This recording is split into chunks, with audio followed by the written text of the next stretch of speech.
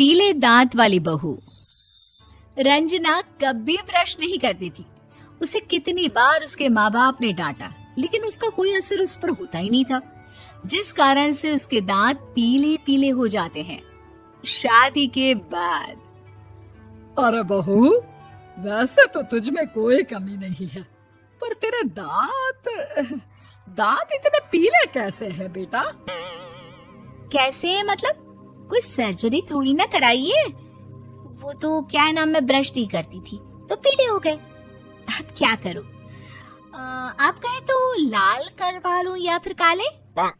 यार ये क्या है, क्यों माँ से लड़ रही हो? लड़ रही हूँ? अरे मैं लड़ रही हूँ या ये बोल रही है कि दांत पीले हैं, पीले। अरे तपस्या थोड़ी ना की है इन्हें पीले करने के लिए। बकायदा ब्रश नहीं किया है 20 साल तक, तब जाकर। छी, कैसी बात कर रही हो? ये उस वक्त तो पीले नहीं थे जब हम लोग तुम्हें देखने आए थे। अरे तब साफ करवा लिया होगा डेंटिस्ट के पास जाकर। अब देखो कैसे पीले पीले लग रहे हैं। रंजना सास की तरफ गुस्से से देखती है। फिर शुरू हो गई पीले पीले पीले। अरे पीले तो तब भी थे जब मेरे हाथ का रसगुल्ला उड़ा उड़ा कर खा रही थी और बोल रही थी, लड़की नहीं गुणों का खजाना दे रहे भाई साहब आप। खैर, अब वो लोग करते भी तो क्या करते, पीले दांत वाली बहू पल्ले पड़ी थी तो झेलना तो था ही। एक दिन कीर्तन में रंजना गाना गा रही थी। अरे कमला बहन, माँ का द्वार है, यहाँ तो सब शुद्ध होकर आते हैं, फिर अपनी बहू को ब्रश भी नहीं करवाती तुम। दूर से पीले पीले दांत भक्ति में बाधा उत्पन्न कर रहे हैं।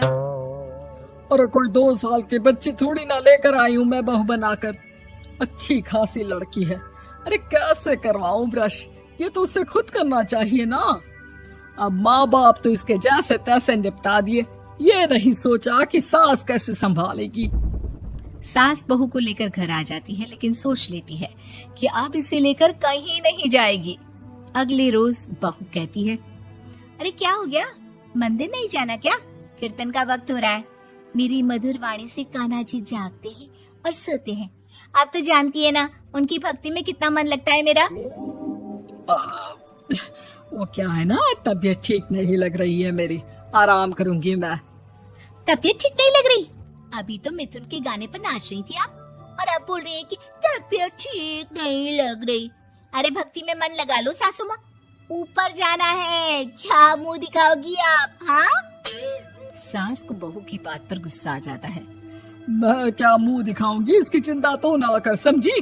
अपने मुंह की चिंता कर, जो ये पीले पीले दांत लेकर हर जगह पहुंच जाती है। पता है लोग कितना मजाक बनाते हैं। ना जी ना, मैं नहीं जाना कहीं तेरे साथ। तो ये बात है।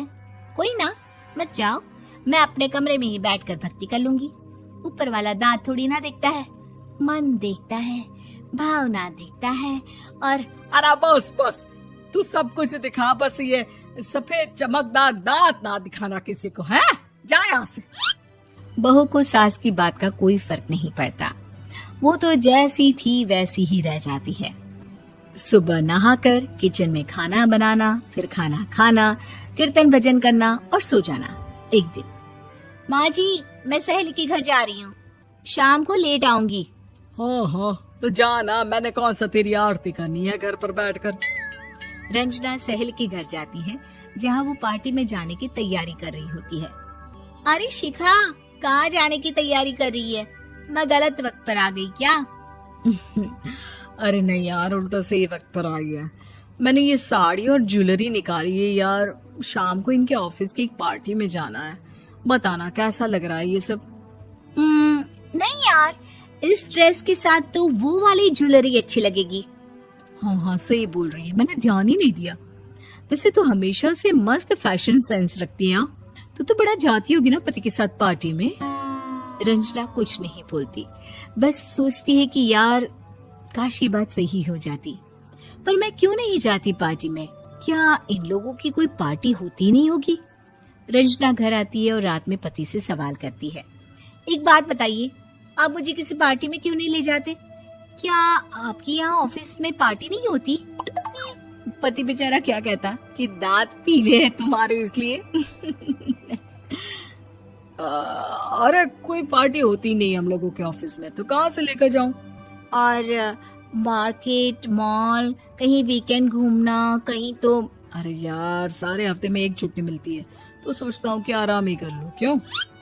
रंजना मन मार के रह जाती है। पहले कभी सास के साथ मंदिर जाया करती थी, लेकिन वो भी सास ने ले जाना बंद कर दिया। घर बैठी बैठी रंजना बोर हो जाती है। तभी उसे आइडिया आता है और वो मायके जाने का सोचती है। सासू माँ, 2 दिनों के लिए मम्मी के घर जा रही हूँ। अच्छा ठीक है, आराम से जा। और हाँ, माँ से कुछ अच्छी आदत सीख कर आना कि कैसे शरीर के हर भाग की तरह दांतों की सफाई भी जरूरी होती है, समझी? शुरू हो गई ना आप। वो लोग आपकी तरह नहीं है कि छोटी छोटी बात का बतंगड़ बना दे। उन लोगों के लिए मैं मायने रखती हूँ, ना कि मेरे पीले पीले दांत। रंजना माँ को बिना बताए उन लोगों को सरप्राइज देती है, लेकिन जैसे ही वो दरवाजे पर पहुंचती है, अंदर देखती है कि घर वाले कहीं जा रहे होते हैं। अब माँ, काश रंजना दीदी के दांतों वाली प्रॉब्लम नहीं होती, तो वो भी हम लोगों के साथ चलती ना बुआ जी की बेटी की शादी में। हाँ बेटा, लेकिन अब उसे कौन समझाए कि उसको उसके पीले दांत नहीं दिखते, लेकिन उसके आसपास के लोगों को कितना एम्बैरेसिंग फील कराते हैं। मुझे तो कितनी बार उसके स्कूल की टीचर ने शिकायत की कि उसके साथ कोई लड़की बैठना भी नहीं चाहती, और ना ही कॉलेज में कोई उससे बात करना चाहता था। लेकिन पता नहीं क्यों उसे ये बात समझ में ही नहीं आती।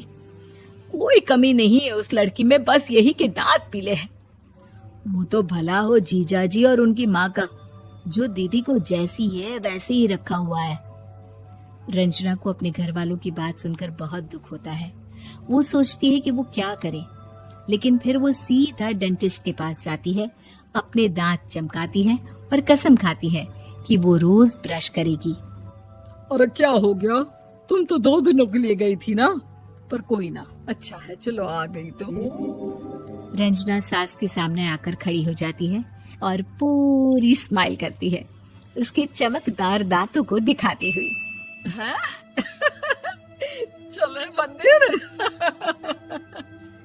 माँ, मुझे माफ कर दीजिए, मैंने आप लोगों को बहुत एम्बैरेसिंग फील करवाया। मैं आज से रोज ब्रश करूंगी।